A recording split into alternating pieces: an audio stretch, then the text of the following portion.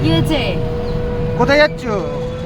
আমরা এখন যাচ্ছি হচ্ছে ভেবেছিলাম বেরোবো কদমতলায়। কদমতলার নাম করে বাবাই আমরা কোথায় যাচ্ছি?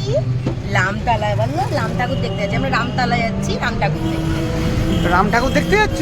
হ্যাঁ, এবারে একদিনও রামতলা যাইনি। বাবাই এটা কি? বেউ যাচ্ছে ও। ও কিন্তু বয়েছে বাবা। এবার রাম ঠাকুরকে নম করো। নম করো রাম ঠাকুর ঠাকুর ঠাকুর। বসে রাম আছে, সীতা আছে, নম করো। হাত জোর করে নম করো।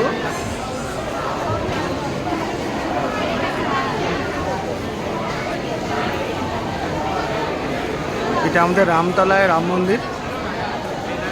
জয় শ্রীরাম।